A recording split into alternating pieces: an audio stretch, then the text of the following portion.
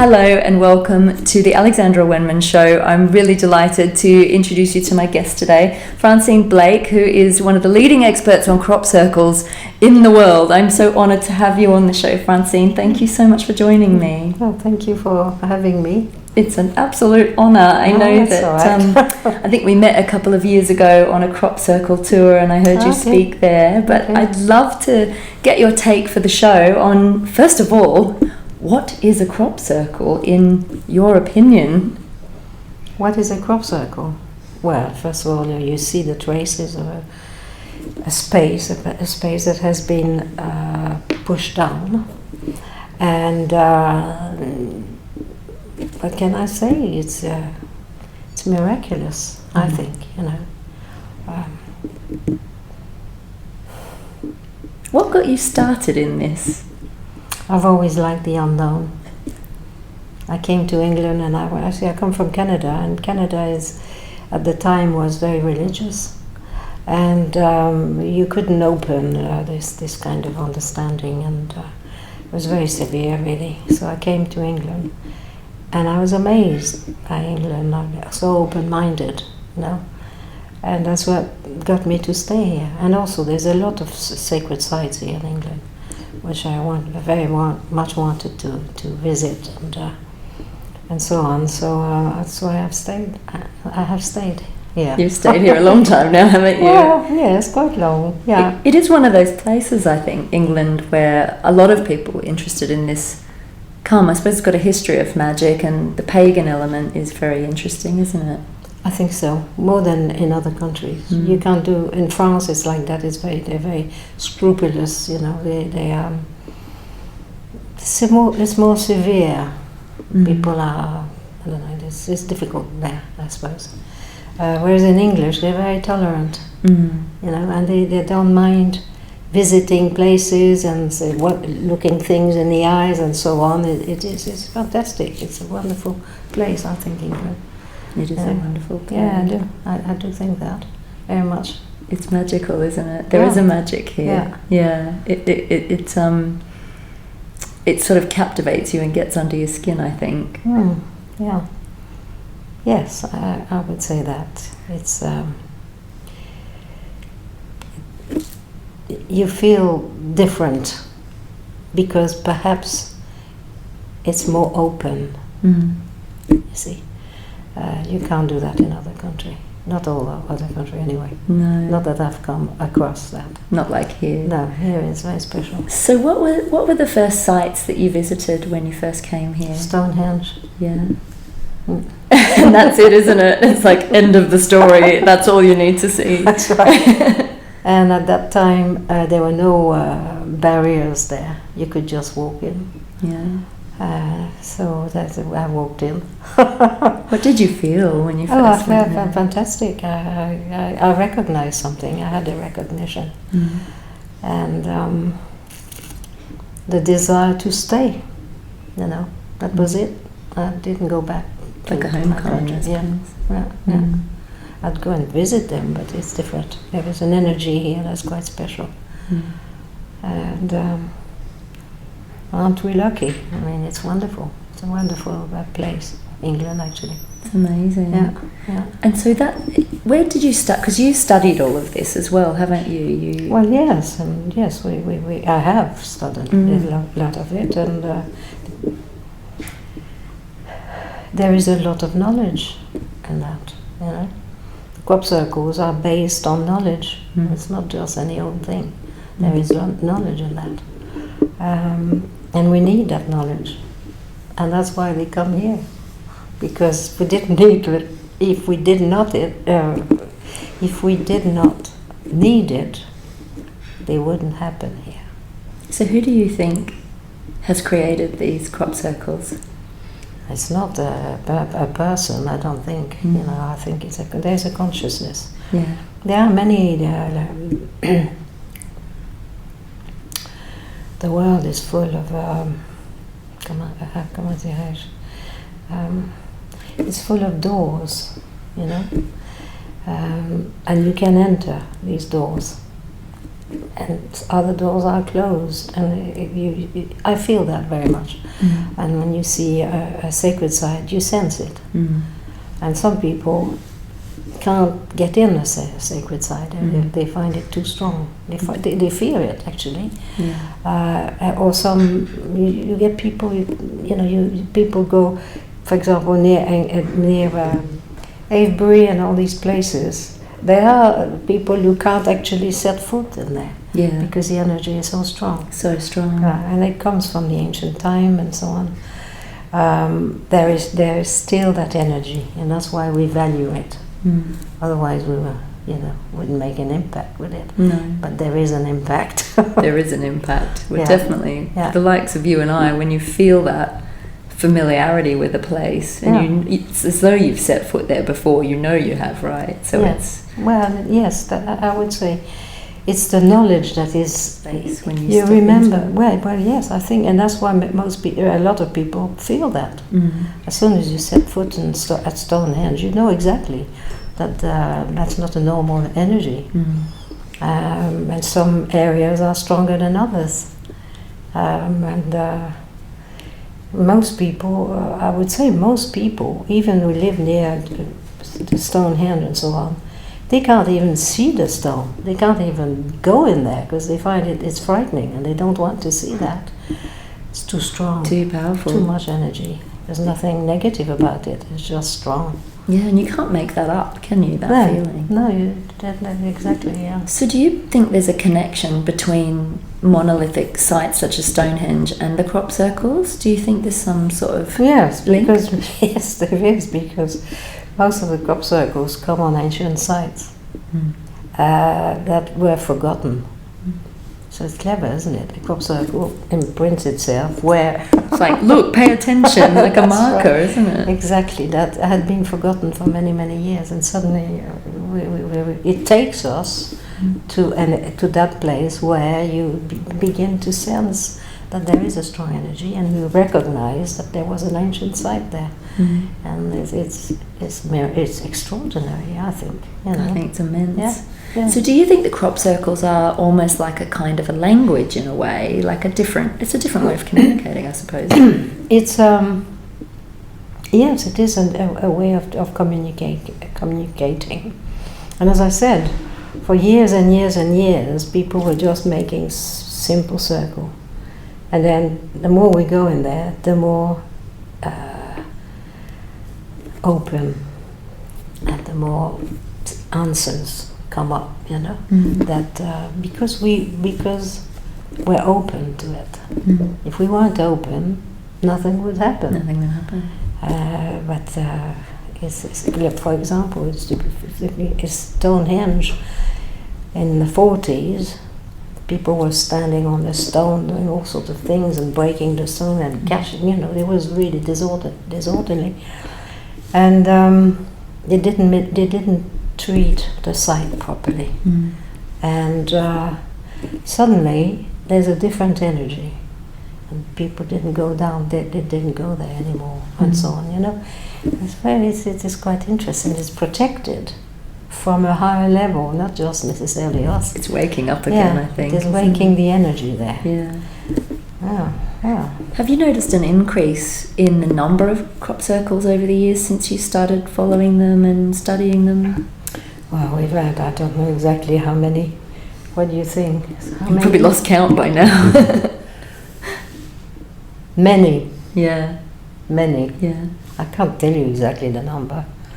I would think, 40, 50 a year, do you think? On average. 40 or 50 a year? Yeah. Wow, you really are the crop circle maestro. Well, we're busy. You're very busy, wow. And you've been all over the world to them, haven't you? Well, not in every country, but I have travelled quite a lot. There is a lot of interest in other country. Yeah. And sometimes I've been asked to go and show them what's happening. And once you start showing them, they happen. They start happening. Yeah, which is quite interesting. Have you ever had like an unexplained phenomenon happen while you were in a crop circle, or to do with a crop circle? Yes, there has been actually. So when you go in, well, as you know, if you've been in, there's a very different atmosphere.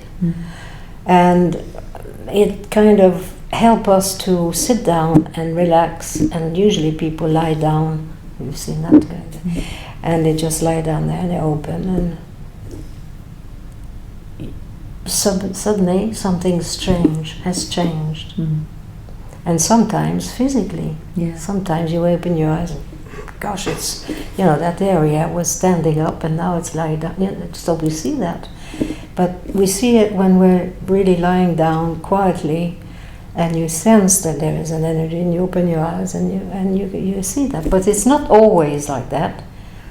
And that's the thing with the crop circle. It's never the way we think, So we say, well, it happens there, that's what happens, and the next one, it doesn't, it contradicts. It's actually interesting, while I'm talking to you, I can feel the energy of a similar energy to how I felt in a crop circle while I'm in your energy. Yes. And I think it's like you have a similar energy to that. It's like a very high vibration energy. I know that the one that I think I visited one with you actually as part of a bigger group, and I remember sitting in the middle of it. It was a 7-pointed star with a crescent moon at the bottom of it, and diamond sort of patterns around the edge. And I remember sitting in the center and putting my hand down in the center, and it almost felt like a pressure on the hand. Right. And I could feel, and I could actually see the color of my hand change. It was like almost like pins and needles in the palm. Real like pressure, like proper tangible energy, tangible energy in these places. It is. So it's true, and and this is the reason why our ancestors would choose a place, because it had an energy. So Stonehenge, they put it there because there was already an energy. Already an energy there. And but when you put it on there, it becomes much stronger. So that's the thing. That's why the crop circle come, because the land there was very bored, very bare of everything, and suddenly it starts to imprint again. These are all impressions, so they get the impressions start again from the past, because in the past they had these things as well. It changes something. It changes people. It changes the soil. You come out of there and you realize that the energy is different from inside the crop circle compared to the outside. And I think it changes the mindset of people when they go in. And some people cannot get in. I have seen they still that. can't go they in. Can't. I remember the last one I went to. I felt a bit queasy actually after being in there for so long. You start to feel it's very high energy indeed, and I started to feel a bit nauseous and had to go outside. But you've worked a little bit with scientists now, looking at the phenomenon, haven't you? I've had groups of scientists, and I was talking to them the way I talk to you now, these phenomenons and how come it's coming, and coming out of nowhere and all the rest of it, and feeling the earth, which is completely different from what's out of it, and we've kind of talked about that. Have they looked at any like radiation or anything there, or to see it, to see something? Yeah, like with done any testing on the energy in any way? Oh yes, with the sticks. With the sticks, we do. Yes, immediately you get into, let's say, Stonehenge, for example. You go in and boing. So it is alive. Yeah. Yeah. It's fabulous. It is fabulous. I mean, and on this show we can talk about it, because we can talk about anything. So, I have my take on it, and I do believe we're being communicated with, and I think that it's a way of opening people's consciousness and letting people know that there is more to the universe, but without bringing fear. It's quite a beautiful way of saying, this is a multiverse. There's more to it. Start to look beyond what you see with your eyes. And we've just been talking about this. This is something I found in a crop circle, which is quite a clear little galactic face. So what do you make of this? What can I say? You know, we find these things. I didn't put it there. You know, No. I mean, you didn't put it there. But you go inside the pattern, and suddenly you see that. And this was actually after I didn't even know the crop circle was there, and our car broke down. Right. And the farmer had already mowed where it was, but this was found where the crop circle had been after we got stopped in our tracks. So it's more evidence, isn't it? You couldn't make it up. Yeah, and then we went to another crop circle, and there happened to be a group of French people there with crystal skulls. So more evidence. It's just very insightful. So how many books do you have out now on this subject? Well, I don't have a proper book. I'm working on it, and I'm coming up to the end. You know, I'm starting to feel the end of it now. But I have written a lot of.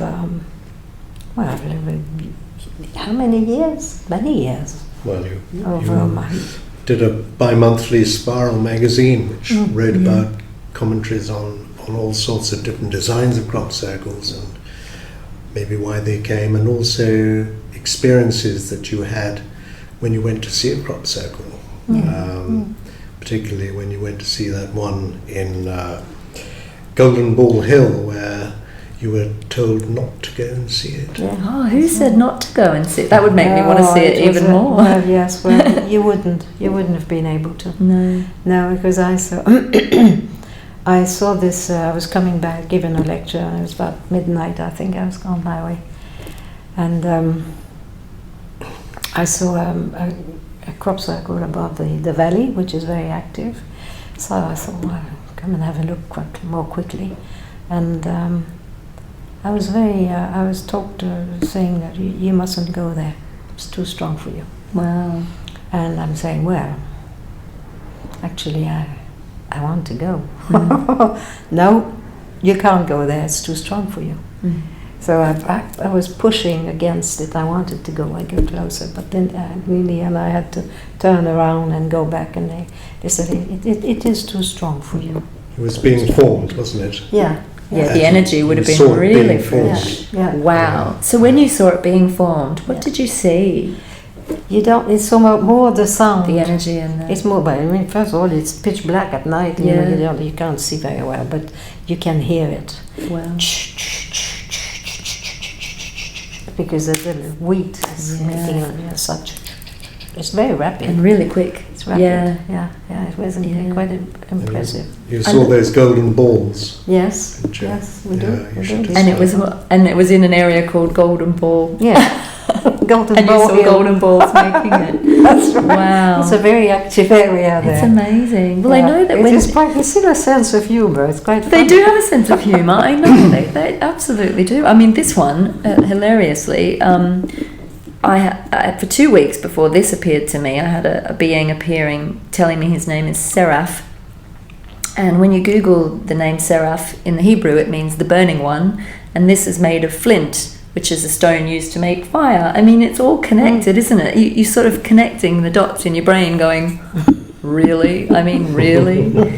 But I love, like, when you're in the crop circle, I mean, you get the evidence with your own eyes, don't you? It's as if the plants have just laid down. There's no, like...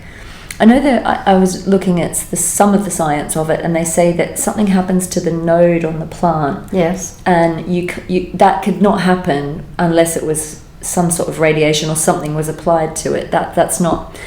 You can tell the difference between something that's been trampled. Yes. And because the plants aren't broken, are they? They're not broken, and they bend. They don't, you have the stem there, and it moves like that. Just lies down. And some of it's woven, like it's been plaited. Well, that's right. It's stunning, isn't it? And very, very rapid. It's quick, very, very quick. Yeah. Well, it's a mystery of the universe. I mean, really, It's the mystery. They are. What I see myself is that we love them for their beauty. We love them because it's mysterious, and we want to know what it means and so on. But I lose the thread sometimes. Too much crop circles, I think. I know, it does actually. You've got crop circle brain, love. No, it kind of weaves it. It just goes like that on the outside. It's milliseconds, very, very rapid. Yeah. And I have seen that one, only once. And all the time that I've done it, but it's hard to say I have seen it. Yes, it fell down like this, and it is extraordinary. It's extraordinary. It's beautiful. It's lovely. And in all your time of leading groups, have you ever had like a skeptic, someone who was skeptical of the crop circle, suddenly be converted, like go there themselves and kind of They don't come anywhere near me. It's just too protected. No, but they don't want to do. They don't want to know. They don't want to know. And even the worst circle, people who really don't want to know anything about it, they can't get in. No, they don't. They'll stay away. It's too strong for them. Yeah. And it also it kind of. They don't see, the way they see the universe, the world, is not the same. Yeah. And that is very difficult for people to face that. It's very black and white, isn't it? Yeah, very close. it's difficult for people to do that. So you can lead a horse to water, but you can't make it. Yeah, but we get a group of people, and 2 or 3 are kind of laugh and sing and all sorts of things. They think they're the big guys and we're all idiots and so on. But they can't get into the crop circle. They stay out. If it's too strong, it's too cold. It makes them, how do I say, because it's so strong, it's so out of the ordinary, and they are so used to the ordinary that when they see it, they can't take it in. Yeah, their brain. It's like they were talking about the indigenous in South America didn't see the Spanish ships because they didn't know what they were looking. They'd never seen anything like it. So it's like the brain didn't even compute that there was something there. So I think that's it. People just don't. They just can't see it. It's like when we see faces in the rock, someone would just go, "Oh, that's just a rock," or they just wouldn't know how to see it, I suppose. But I remember the one I went to last year. It was the loveliest story because the farmer whose land it was on, I can't remember where it was or what it was called, this one, but he had always been a skeptic. And he didn't believe, he thought it was a load of nonsense, this crop circle thing, until he had one in his field. And he woke up and he was mowing the field and he saw he was like, oh no, someone's destroyed the crops or something's happened, And as he got closer, he was like, oh my God. And when we went to visit, he was hugging everyone, big beaming smile on his face. He was like, I'm telling you, he said, I've always been a skeptic and there is no way a human being made this. And he was like, I'm so grateful. It's opened my eyes. It's changed his whole perspective. That to me was the biggest blessing of visiting that crop circle, to see that man go from, overnight to suddenly, and the joy on his face. It's just infectious. It was absolutely amazing. And this is the one where we met with the crystal skulls. But I know that the one that I went to with LCS with you, when we did the we had 40 or 50 people, and we got out the singing bowls and did channeling and chanting. It was beautiful. They're like temples in the earth, aren't they? It's like temporary. Somebody calls them temporary temples, and I think that's perfect. That's right. It's true. It is true. Yeah. Amazing. Miraculous. Really miraculous. It's a higher level. It is a higher level. A third dimension. We could be the fourth or the fifth. We can't see it. But if it's something is sent from that level, we see we see everything happening and so on. We can't really see it. We can't really understand because the level is much higher than us. But it gives us a sense of wonder. It's so fantastic. Really fantastic. Yeah. So what would you like to see happen now on Earth, kind of in our future, as a result of this awakening consciousness? People are very skeptical on the whole, or they're frightened as well. And it's only if you have a kind of your mind is open, and you see that. It's not everybody who can do that, you know, because there's an element of fear. They're seeing something that they don't believe in, and it stares them in the face, and so it's very difficult because they don't believe it, but at the same time it's right there. It's right there. So it creates an element of unease on their part. Maybe over a few years they get used to it, but the first impact is very difficult for them. Whereas we think, oh, it's fantastic, we love it. You go straight in, because it's beautiful and everything, and you feel the energy, and it's fantastic. They feel the opposite. They feel because frightened. they're frightened and they don't know where it's coming from. Yeah. We don't know where it's coming from. We know it's coming from a higher level. Yeah. There's a higher consciousness, but they don't know. If you put the words consciousness, it's very difficult for them. They don't know what it means. Yeah, that's right. It's two sides to the coin, isn't it? The unknown, you could think of it as infinite light, or you could think of it as infinite darkness and hidden and fear. Just fear, because they can't see it, they don't understand. It is difficult for them. Very difficult. Yeah, I can see that, especially on their land. You know, and some of them. I mean, there's a crop circle that was a mile long. Oh my goodness! Yeah. Wow. Like a runway. Yeah, well, it was huge, a mile long, you see. And I went to see the farmer. This is in the early days, and he was suffering, you know, because he could not. He could not believe it, and he could not believe it. So he was in a very difficult position. The brain wants to flip. He didn't know how to put himself inside. You know, he just couldn't. It didn't work out. Yeah. And he came to see me. I was giving a lecture, and he came to see me after that, and he said, I still can't believe what's happened. You know.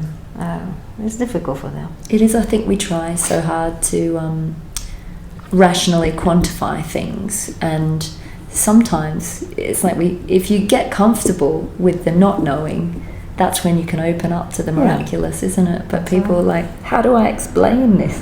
And I get that when I get downloads sometimes. It's like, oh God, I suddenly know the whole nature of the universe and why we're here and everything, but how do I articulate that in even in a sentence, let alone try and put it in a book? It's amazing. But you've been doing this for so long. Do you ever have like an inner knowing about when a crop circle is going to appear? Have you ever kind of had a feeling that there's going to be another one? And yes, all of us who are close to the crop circles, we feel that. We can sense it coming. Yeah. You know, you feel an energy is different. Yeah. It's not the same air. You know, there's something, but you don't know where it is. We don't know where it's going to come. You know, and then it turns up, and we're not surprised. It has. Have you ever seen it in your mind, like the pattern? Had a vision of one before it's appeared? Oh, no. Not exactly. Yeah. Because a lot of it we've never seen. Yeah. And you can't see something that you've never seen. I did. You did? I did, yeah. The one with the 7-pointed star and the crescent. I saw that. Yes. A few days before. Yes. Like, I can see. But it is difficult for people to see something that they've never seen before. Yeah, I know. It's a different way of thinking. Yeah. You know, and because there is an element of fear. Yeah. I don't fear. No. You don't fear. No. We feel at home. But not everybody will get you, especially people who are very hard of, who don't want to change. They don't want to see anything. They find it very difficult to accept that. And the crop circle happened. That's very difficult for them. Whereas we think it's fantastic. Yeah, it is. They fear, you know, it's difficult. I can see that. That's amazing. Yeah. So for people who want to know more and want to connect with you and your work, Francine, how can they find you? I have a group. The thing is, there are groups who come every summer. And usually they'll be French speaking, because I'm French speaking, so they come, and they're still coming, so it's fantastic, it's wonderful. The people who come to see those, they wouldn't come if didn't accept that it exists. And how many people do you usually get in a group? 35, 40 at a time. If they already understand, they already know that something is coming, and they want to see it. They want to be part of this. And then 40 or 50 crop circles a year. It's like, do the maths. That's a lot of people who are open. Yeah, and probably more and more coming. Yes, but there's people who are not in England. Yeah, they're coming from. They come from France and all other places, because, in a way, there's less fear.